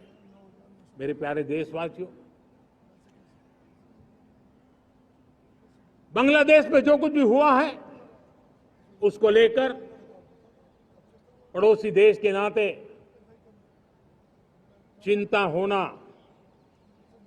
मैं इसको समझ सकता हूं।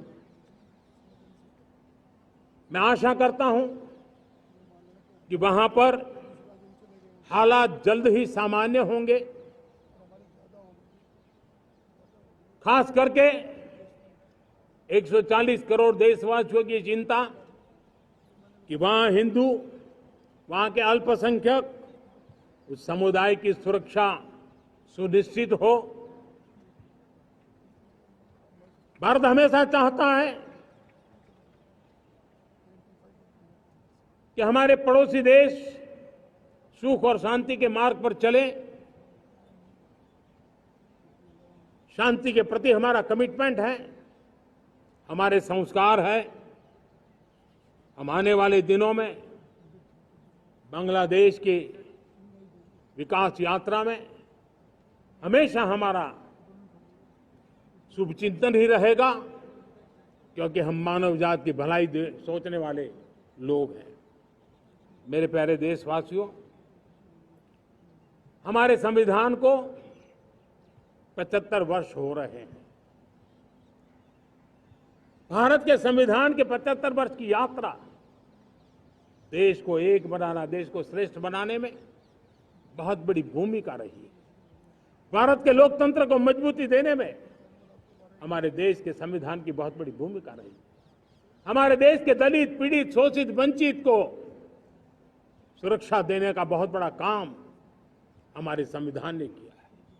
अब जब संविधान के 75 वर्ष हम मनाने जा रहे हैं, तब हम देशवासियों ने संविधान में निर्दिष्ट कर्तव्य के भाव पर बल देना बहुत जरूरी है।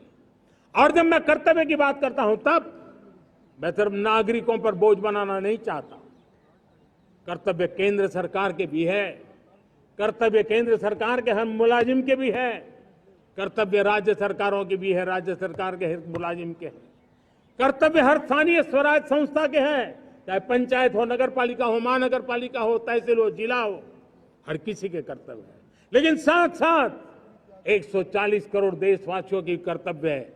अगर हम सब मिल करके अपने कर्तव्यों का निर्वाह करेंगे तो हम अपने आप औरों के अधिकारों की रक्षा करने के लिए निमित्त बनेंगे। और जब कर्तव्य का पालन होता है तब अधिकारों की रक्षा निहित होती है, उसके लिए कोई अलग से प्रयास करने की जरूरत नहीं पड़ जाती है। मैं चाहता हूं कि हमारे इस भाव को लेकर हम चलेंगे, हमारा लोकतंत्र भी मजबूत होगा, हमारा सामर्थ्य और बढ़ेगा और हम एक नई शक्ति के साथ आगे बढ़ेंगे।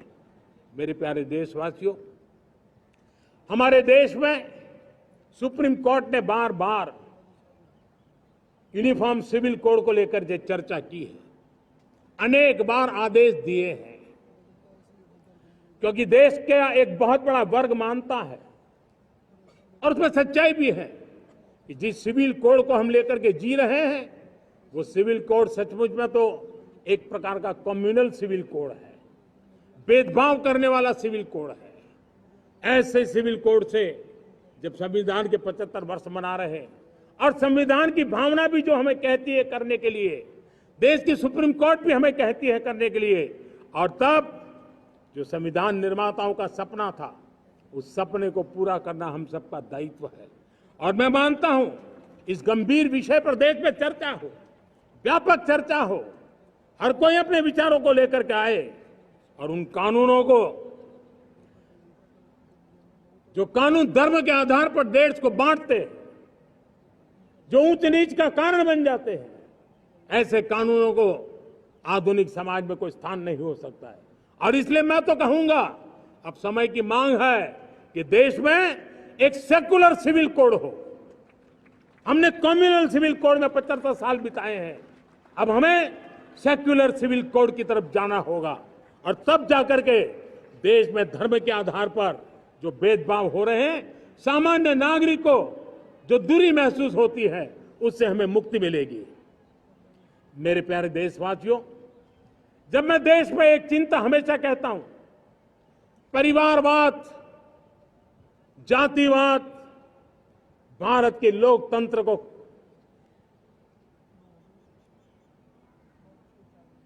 बहुत नुकसान कर रहा है। देश को, लोक राजनीति को हमें परिवारवाद और जातिवाद से मुक्ति दिलानी होगी। आज मैं देख रहा हूं मेरे सामने जो नौजवान है, उसमें लिखा हुआ है माय भारत, जिस संगठन का नाम है उसकी चर्चा लिखी है, यहां बहुत बढ़िया तरीके से लिखा हुआ है। माय भारत के अनेक मिशन है। एक मिशन ये भी है कि हम जल्द से जल्द देश में राजनीतिक जीवन में जनप्रतिनिधि के रूप में 1 लाख ऐसे नौजवानों को आगे लाना चाहते हैं। शुरुआत में 1 लाख नौजवानों को आगे लाना चाहते हैं, जिनके परिवार में किसी का भी कोई राजनीतिक बैकग्राउंड न हो, जिसके माता पिता भाई बहन चाचा मामा मामी कभी भी राजनीति में नहीं रहे, किसी भी पीढ़ी में नहीं रहे, ऐसे होनहार नौजवानों को फ्रेश ब्लड 1 लाख, चाहे वो पंचायत में आए, चाहे नगर पालिका में आए, चाहे जिला परिषदों में आए, चाहे विधानसभा में आए, लोकसभा में आए, 1 लाख नए नौजवान, कोई भी प्रकार का पूर्व का राजनीतिक इतिहास उनके परिवार का ना हो, ऐसे फ्रेश लोग राजनीति में आए ताकि जातिवाद से मुक्ति मिले, परिवारवाद से मुक्ति मिले, लोकतंत्र को समृद्धि मिले। और जरूरी नहीं है कि एक दल में जाए, उनको जो पसंद हो उस दल में जाए, उस दल में जाकर के वो जनप्रतिनिधि बन करके आगे आए। देश तय करके चले कि आने वाले दिनों में 1 लाख ऐसे नौजवान जो परिवार राजनीति से दूर दूर का संबंध नहीं है, ऐसे फ्रेश ब्लड आएंगे तो सोच भी नहीं आएगी, सामर्थ्य भी नहीं आएगा, लोकतंत्र समृद्ध होगा। और इसलिए हमें इस दिशा में आगे होना है। और मैं चाहूंगा कि देश ने बार बार चुनाव इस देश की प्रगति में रुकावट बन रहे हैं, गतिरोध पैदा कर रहे हैं। आज कोई भी योजना को चुनाव के साथ जोड़ देना आसान हो गया है, क्योंकि हर 3 महीने 6 महीने कहीं न कहीं चुनाव चल रहा है। कोई भी योजना जाहिर करोगे आप तो मीडिया में देखेंगे, चुनाव आया तो फलाना हो गया, चुनाव आया तो फलाना हो गया। हर काम को चुनाव के रंग से रंग दिया गया है। और इसलिए देश में व्यापक चर्चा हुई है, सभी राजनीतिक दलों ने अपने विचार रखे हैं। एक कमेटी ने बहुत बढ़िया अपना रिपोर्ट तैयार किया है। 1 नेशन 1 इलेक्शन के लिए देश को आगे आना होगा। मैं लाल किले से तिरंगे की साक्षी में देश के राजनीतिक दलों से आग्रह करता हूं, देश के संविधान को समझने वाले लोगों से आग्रह करता हूं कि भारत की प्रगति के लिए, भारत के संसाधनों का सर्वाधिक उपयोग जन सामान्य के लिए हो, उसके लिए 1 नेशन 1 इलेक्शन के सपने को साकार करने के लिए हमें आगे आना चाहिए। मेरे प्यारे देशवासियों, भारत का स्वर्णिम कालखंड है। 2047 विकसित भारत, ये हमारी प्रतीक्षा कर रहा है। बाधाएं, रुकावटें, चुनौतियां, उसको परास्त करके एक दृढ़ संकल्प के साथ ये देश चलने के लिए प्रतिबद्ध है। और साथियों, मैं साफ देख रहा हूं,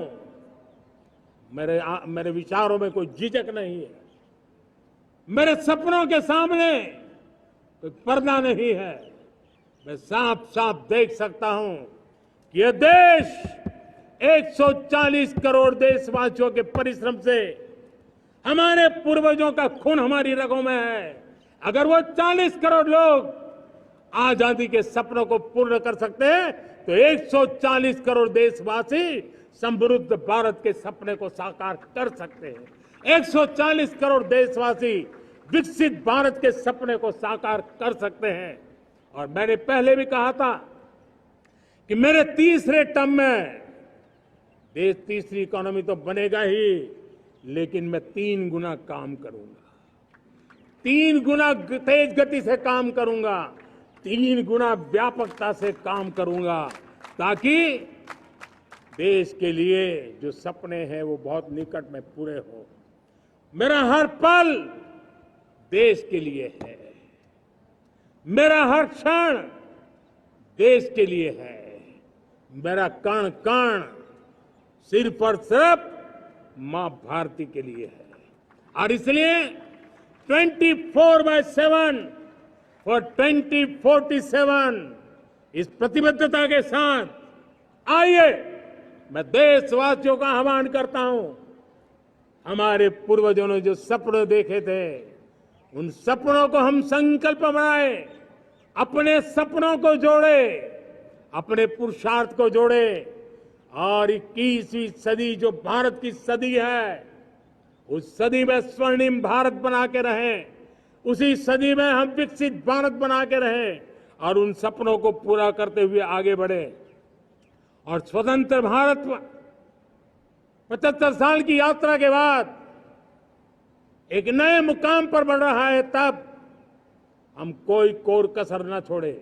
और मैं आपको विश्वास दिलाता हूं, आपने मुझे जो दायित्व दिया है मैं कोई कोर कसर नहीं छोड़ूंगा। मैं मेहनत में कभी पीछे नहीं रहूंगा, मैं साहस में कभी कतराता नहीं हूं, मैं चुनौतियों से कभी टकराते से डरता नहीं हूं। क्यों? क्योंकि मैं आपके लिए जीता हूं, मैं आपके भविष्य के लिए जीता हूं, मैं आप भारत माता के उज्जवल भविष्य के लिए जी रहा हूं। और उस सपनों को पूरा करने के लिए आज राष्ट्र ध्वज के छाया में, तिरंगे की छाया में दृढ़ संकल्प के साथ हम आगे बढ़े। इसी के साथ मेरे साथ बोलिए, भारत माता की, भारत माता की, भारत माता की, वंदे वंदे वंदे वंदे। जय हिंद, जय हिंद।